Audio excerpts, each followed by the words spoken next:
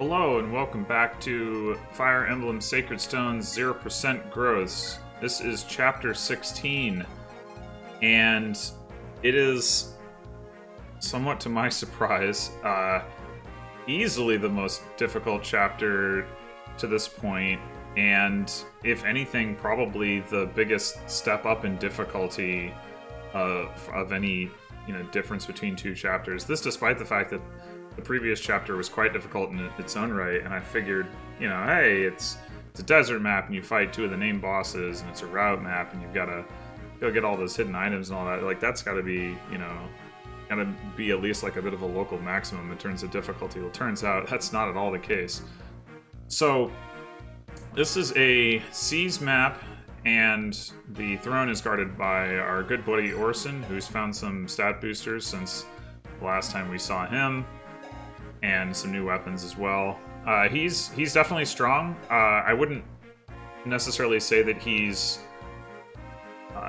significantly stronger than some of the other strong bosses we've run into recently, such as obviously Volter and Kalok, as well as that paladin a couple chapters ago. His name is like Ayur or something like that. So I mean, he's definitely a big challenge, but what really makes this map so difficult is a combination of a couple things. First of all, there are a lot of promoted enemies, more so than we've seen in any chapter to this point. And so we've got these two warriors and these three heroes. All five of them actually have silver weapons. We've also got these two sages, these three warriors over here, as well as a sword master and a druid over here. On top of that, so these two guys, these three guys, and these two guys will all, rush down to your starting location down here, starting from the beginning of the map. Everybody else will stay put until you get to around here in the map, at which point everybody in this room, these four, and these three will all rush you. And then on top of that, there's a bunch of reinforcements that spawn in. So there's three cavaliers that show up here. There's about exactly six Great Knights that show up in this vicinity, and then another Cavalier and a Thief over here. So those 6 Great Knights, can be added to the count of promoted enemies. So all of that is definitely very challenging. There's a lot of tough promoted enemies, as I mentioned. Some of them have silver weapons, in addition to the ones that I already mentioned. One of the reinforcement Great Knights I know has a silver lance. This guy has a Lunatome. Actually, so do these two guys. So that, while the Lunatome is highly inaccurate, it also does a ton of damage because of the fact that it ignores resistance. But the thing that really puts the chapter over the top in terms of difficulty is that these two sages each have siege tomes. So the reason that is so problematic is because, number one, they have very high magic stats. This guy's got 19, this guy's got 20, so they hit really hard. This guy will do 30 damage with his siege tome, and this guy will do 31. And they also have quite good hit rates. They're not guaranteed to hit by any means, but they're not something that you can expect to dodge tank at all. And then on top of that, because I'm trying to low turn the map, I don't necessarily want to just use up all of the siege tome shots, take 5 turns to burn through those before I go into the throne room. I want to go in as quickly as I can, but if you go in and take one or both of these guys out, then you have to deal with these 3 heroes, and as well as these 3 armor knights who, aren't as scary, but they do have some pretty scary weapons. This guy's a horse slayer, this guy's a killer lance, this guy's a spear, and then you've got silver sword, and silver axe, and these 3 in particular are very threatening and will tend to be able to kill anybody who goes in and takes out one of these siege tome wielding sages. So that's really the thing that makes this chapter pretty crazy. That all having been said, I do have a plan for how to deal with all of that. I've been tweaking some of the details here across a number of different attempts at the chapter, and I think I finally got something that should work. One of the key things I'm doing here is I am temporarily benching Artur in favor of Null. So Null can summon Phantoms. Phantoms have no defense or resistance. And the AI, as I understand it, likes to attack characters that it can do maximum damage to, independent, it would seem, of hit rate. And because Phantoms have no defenses, that makes them the #1 target, as silly as that might seem. So we can use Null's Phantoms to bait attacks from the Siege Tomes. And that, you know, is very important because, I mean, I mentioned that they do a lot of damage, but specifically, they do enough damage to one-shot quite a few characters. Certainly Mulder, Artur, I'm not bringing him, but they can one-shot him. They can sometimes one-shot Joshua. This time he has just enough that he would survive a hit. They can one-shot Tethys. And they can also two-shot... Oh, and Erica, of course. And they can two-shot anyone. The only character... I think that can survive more than 2 hits is either Dosol or Saleh with a boost from the barrier staff. So they really do a lot of damage. So being able to redirect those shots away from my units with the Phantoms is definitely useful. I've also got Saleh, speaking of the barrier, with the barrier staff, so he's going to be helping out in that respect as well. And then we've got Mulder with the warp staff. That's going to come into play, and I'll go into detail on that as I get into the chapter. Meanwhile, there's a couple other things I want to mention before I get started.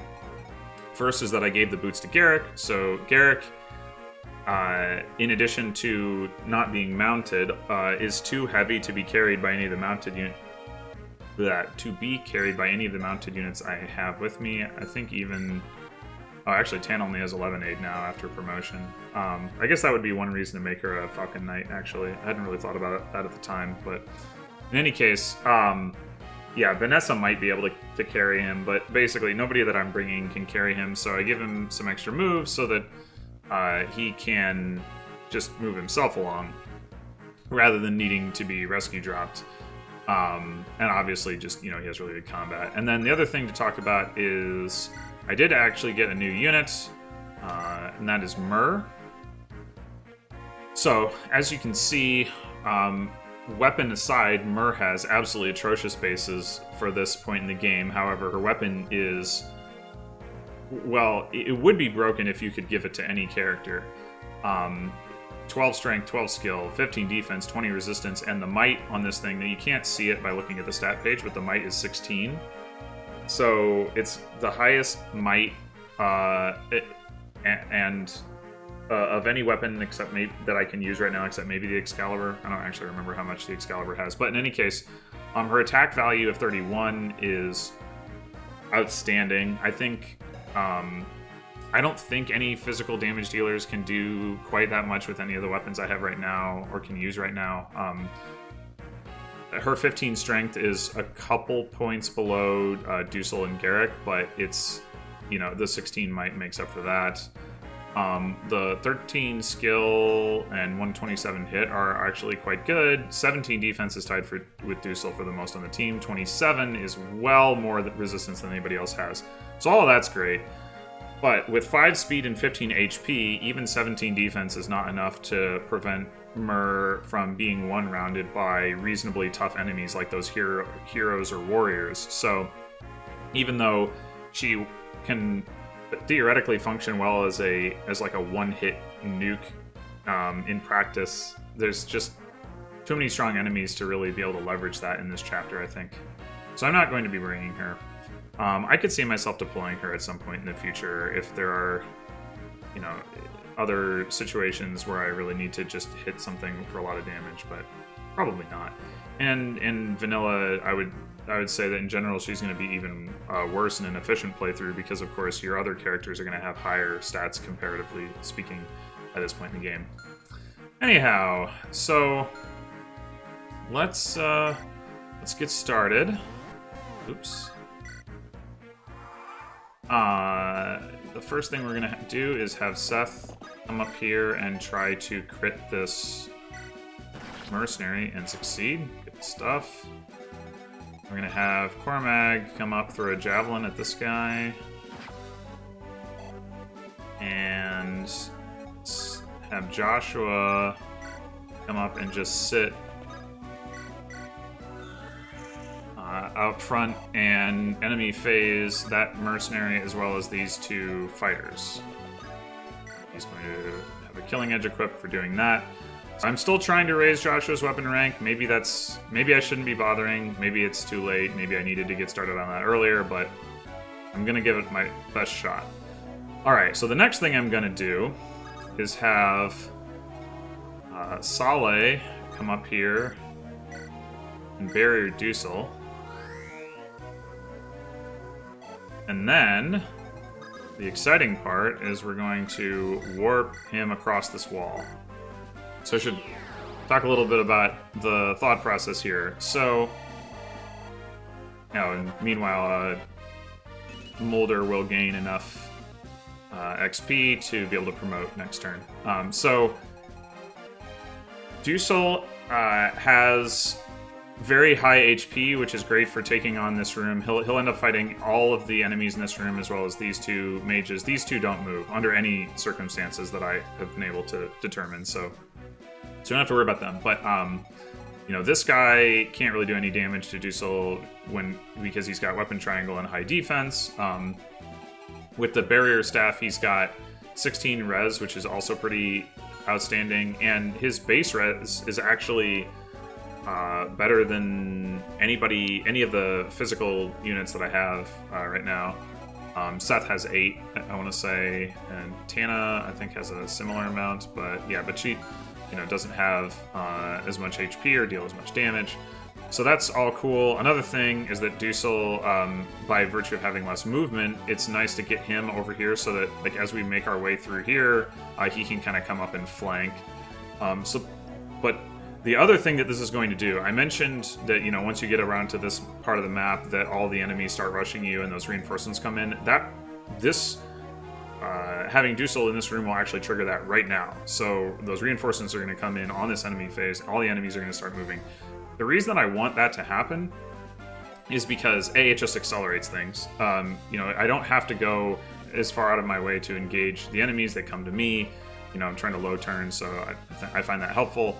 And the other thing is I can more safely engage these strong warriors. There's 5 of them that are going to come and pile up in here, and it's easier for me to engage them safely by frontlining with Garrick and Seth, and then also having Dosol flank around from the side, versus if I come up into here and then they start attacking, then there's like more angles of attack for them to potentially get to my squishier characters, and it's harder to account for all the spots where the siege tomes can hit. So in this corridor, the siege tomes can certainly hit. They can hit this guy here with the bolting can hit these 3 spots, and the guy with the purge can hit these 4 spots, but it's relatively easy for me to basically just have like a phantom sitting like here or something like that to take the purge shot, and then not have to necessarily put anybody in here or put somebody who I want to bait a shot over here for the purge shot. So that's the reasoning for that. Anyway, so Dosol's going to come over here and equip the javelin. And then we want to... So Saleh is very important for taking out all of these warriors. He is really the only one who can reliably one-round them, thanks to the Excalibur Tome. So we're going to get him moving forward.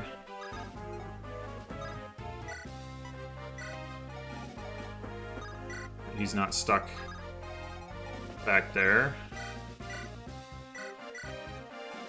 And then... I'm going to just, let's see.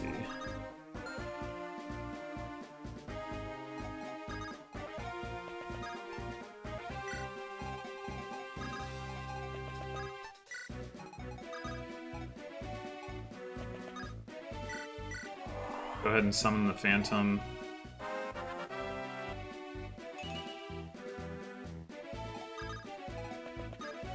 Get it moving forward a little bit.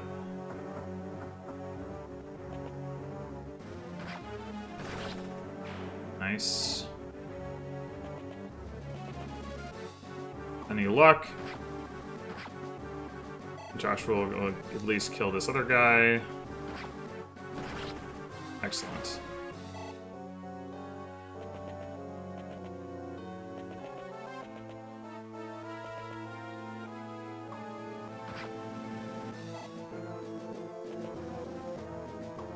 So basically, with the... I tried for a while not having Dosol get buried over here because in addition to the Druid, 2 of the other Shamans have Lunatomes, so in some respects the barrier isn't actually affecting how much damage he takes. But basically, the Druid only has like a 20% or something hit rate on him. If he, with the barrier staff, he just like can't even come close to dying unless he gets hit by the Druid. Without it, he can if he gets hit by a lot of the other attacks.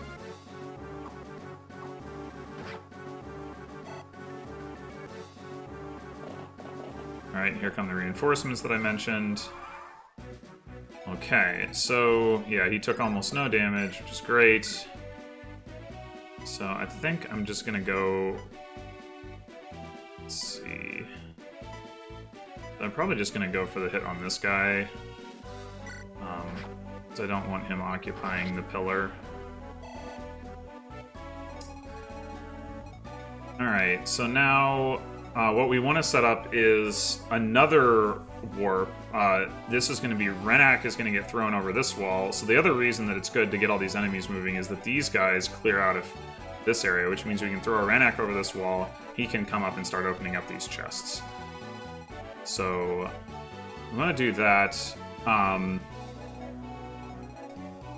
that means we need Renak to be standing exactly right there. We also want to train Saleh's staff rank as much as possible. He currently is about halfway through C. If I can get him to B, he can actually use the silence to help deal with those siege tomes, although realistically it's really hard for him to actually get there.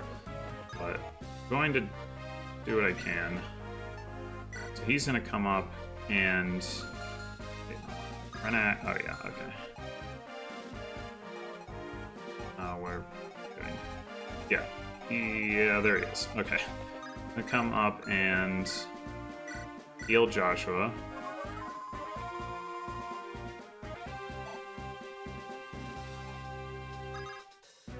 And where is Tethys? Okay, so we need...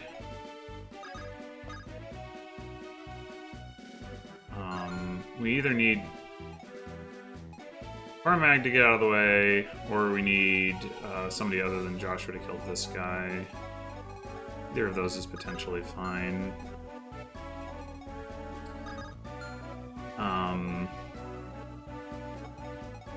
So basically, Mulder is going to come over here and promote. Cormac is going to drop down to where Tethys is and is going to equip the Killer Lance and enemy phase these Cavaliers.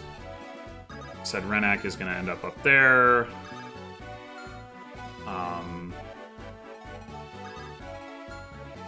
Another option is that I dance for Saleh, although that puts Tethys, or Saleh needs to be, or sorry, where Renak needs to be, but potentially I can rescue drop her out of the way.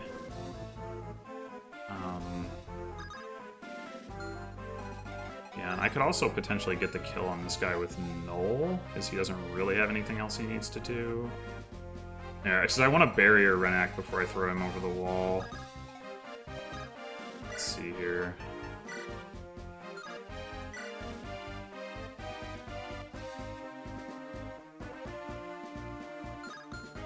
As long as I'm going to not be in position to dance for anyway, I might as well go all the way up here and make a little bit more space.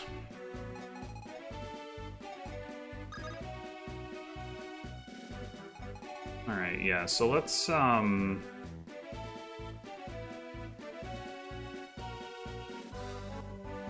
want to do this. Dance for Saleh. Rescue probably with Tana or Seth. Oh, Cormac can now... That opened up the spot for Cormac, so that makes things easier. So he comes down here with the Killer Lance. Stays put.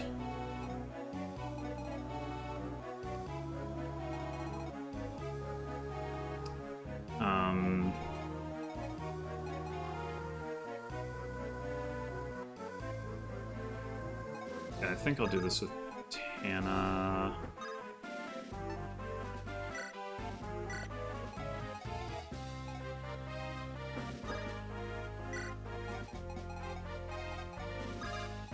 Move Renak up. Oh, he can actually get the kill too. Sure, whatever. I mean, doesn't really matter.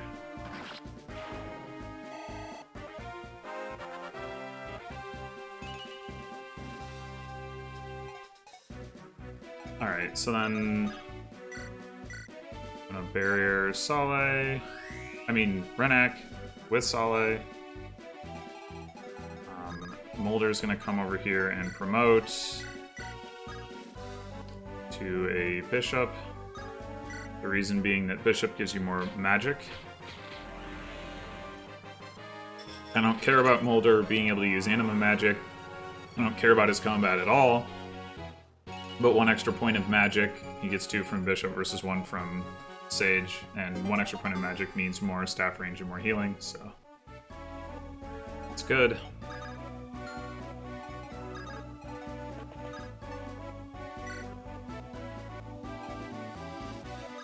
Okay, let's put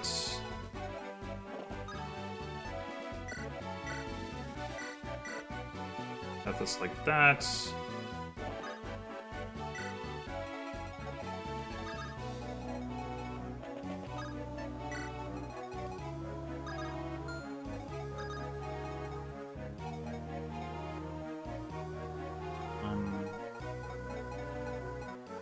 I think I might actually not be able to get the Phantom as far as I need to get him. That's kind of annoying. Or as I want to get him. I mean, I guess it doesn't really matter, because I'm not going to be absorbing... Like, I want him over here so he can take a shot from the bolting tome, but it's not like I'm going to use up all 5 of them anyway. So for here, 1, 2, 3, 4, 5, yeah. Oh well.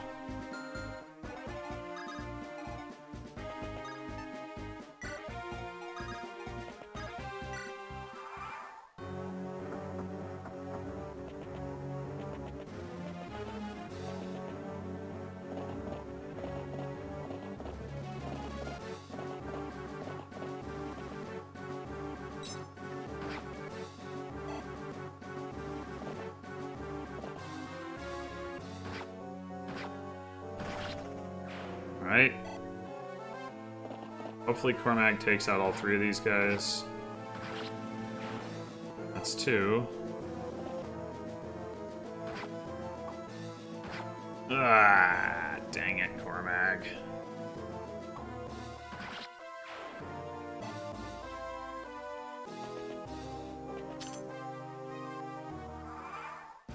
Okay, so... Let's see, Dosol wants to get out of this guy's range, so we're going to put him over here with the Silver Lance. And he'll enemy phase this guy, and that'll be the end of that room, so good job Dosol, taking almost no damage.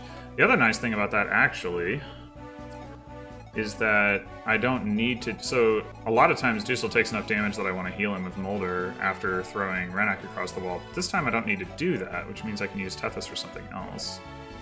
So that's very helpful.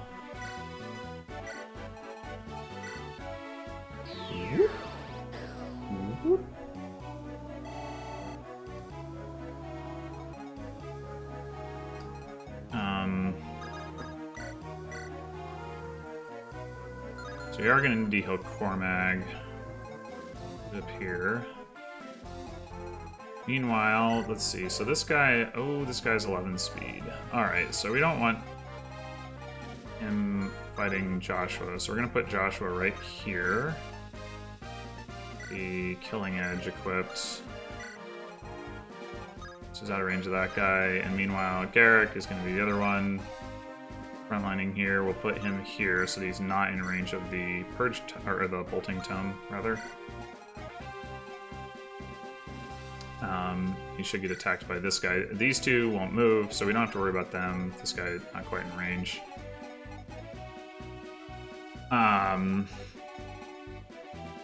Yeah, and this guy should get doubled by Joshua because he's using a steel axe, so that slows him down. Alright, so now...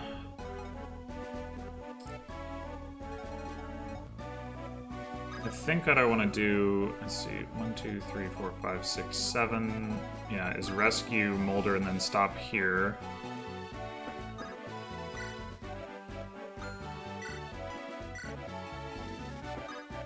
So that this guy will run into Cormag on enemy phase. And then we can take drop Mulder over here. Meanwhile, Saleh can heal Cormag.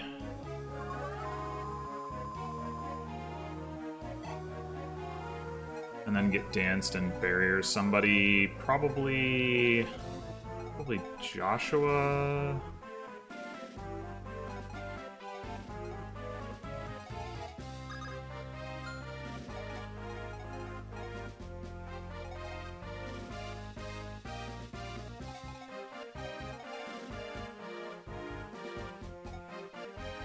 Yeah, I think Joshua is the one I want to do that for. So let's do this. Drop Mulder. And let's put Tana there. It doesn't really matter where she goes.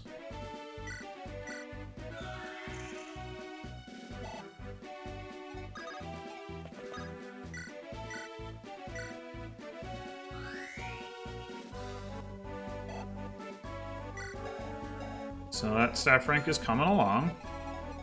Meanwhile, this guy, he can get to this spot, which means he can get sort of along this diagonal, and since we don't have the Phantom quite able to take the shot, I'm going to just put Renak right here, right out of range of it. It'll still put him in range of this chest, opening this chest next turn. And move the Phantom forward, move Null forward, move Erica forward. Excuse me. Doesn't matter. Just jamming everybody in the corner. This is the downside of this approach, is that I spend a turn kind of just milling about there.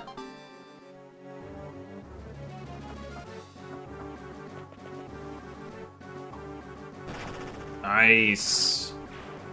Got him.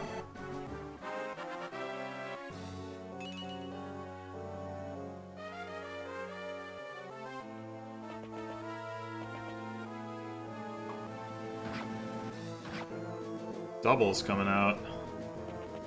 Good times.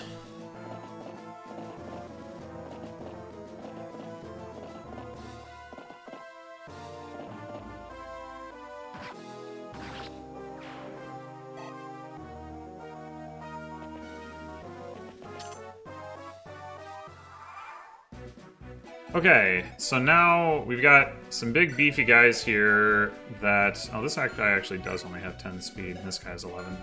But he's got the steel axe. Either way, probably what we want to do is have Saleh take them out, the two guys at full health. He is quite good at it. So we could safely... Yeah, the tricky part is how exactly we position everyone to get that accomplished. We could potentially have Null take this guy out, actually. We do that. I mean, well, I would actually like the Phantom to be up here, but maybe it's okay if he's not. Well, one thing I know I'm going to do, so I might as well do that now. Have Dosol come up and swing at this guy. And fail to kill. Much sad. Another thing I know I'm going to do is this. 5,000 gold. Very nice.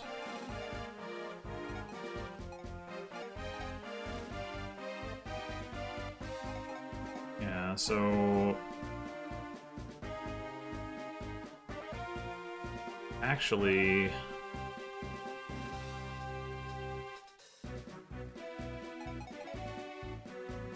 might be able to do... So if Saleh takes out these two... I have Garrick come up, take out this one. Seth come around, take out this. Oh no, that still puts him in range of the Siege Tome.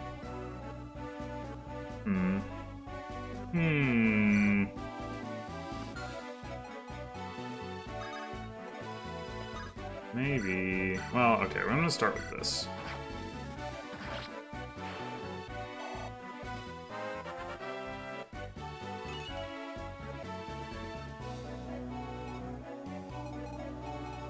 Unfortunately, I'm pretty sure I can't. I can't rescue the Phantom. I can dance for it.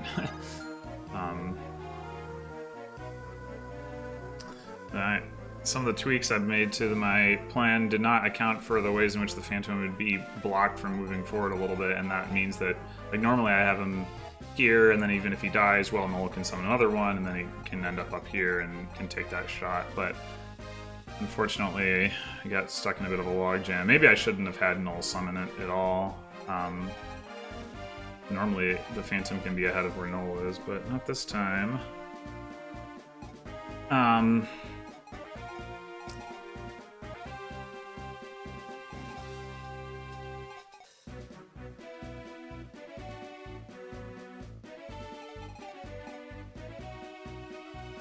What I could do, though...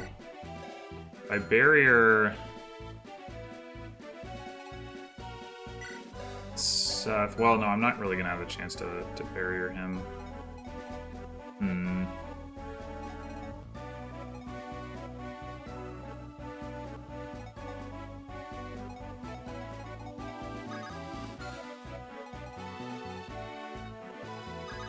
I don't think Joshua can take out... can't really do that.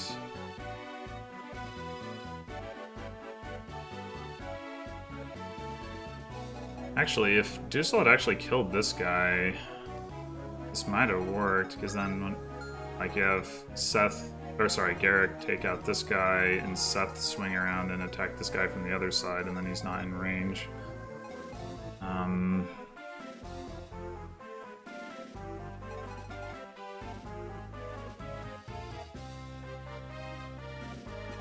Another option here is to try scoring the kill on this guy with Joshua. He only needs to land one crit. And he's got close to 75% chance to do it. If he does, then he can take...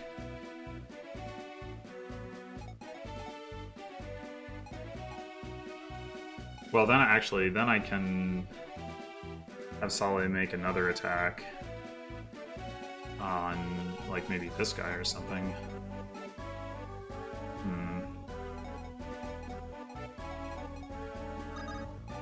Well, let's do this.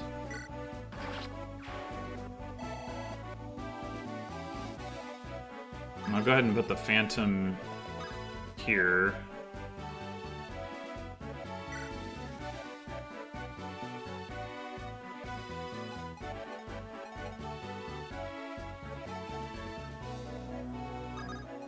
Yeah, I think I'm gonna try this. Nice. Nice! Oh wait, did I miscalculate that damage? It looked like he actually needed to crit twice to get the kill. Huh. Okay, well... worked out.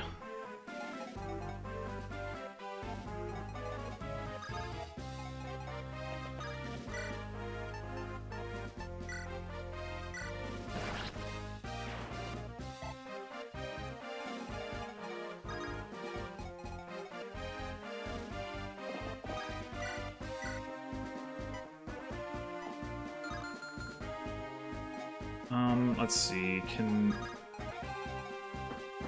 don't think Tana can do enough damage to this guy. Well, let's see, it's 12 plus 16. So 1 crit from Tana would definitely be enough. If I can do that, then I can dance for Saleh, have him take this guy out from here. And I guess I can do that in that part anyway. But I want to be able to kill this guy. Actually, I can bait the...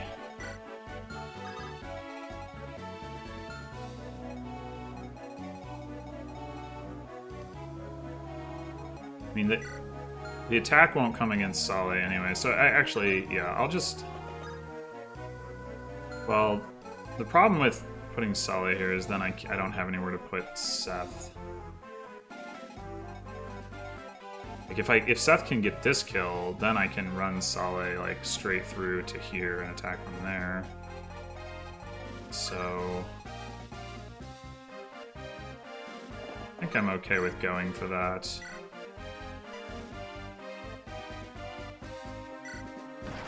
Oh my gosh. I've gotten super lucky here.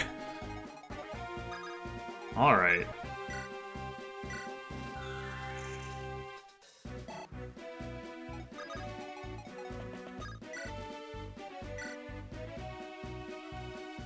Is there any risk? 15 and 18, yeah there is, but I still have Molder available to do some ranged healing if need be. Fire won't cut it. And it will not be. Okay. Good stuff. So now we have, let's see, him with 9 resistance, Seth with 8, so we'll target Seth.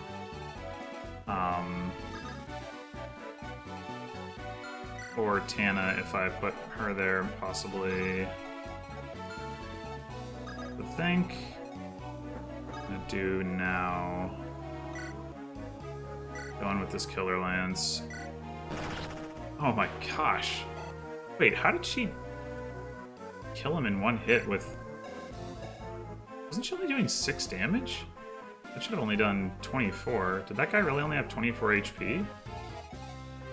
Alright, this has been an incredibly lucky phase of combat. Like, I can't really even...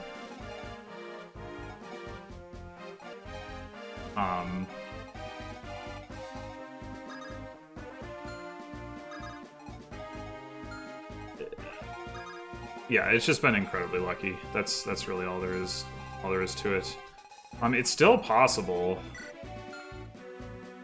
Oh no, this guy's gonna go after Garrick, or Saleh rather, almost certainly. So yeah, I should be completely safe.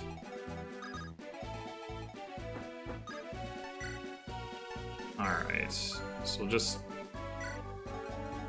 move Cormag along, heal him with Molder.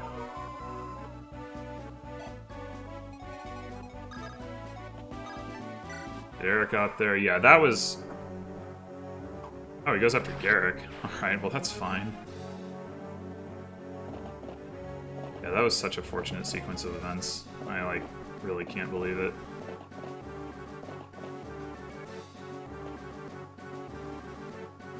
Down goes Phantom. Ow. Okay, so now this turn is pretty much going to be staging for Operation Kill This Dude.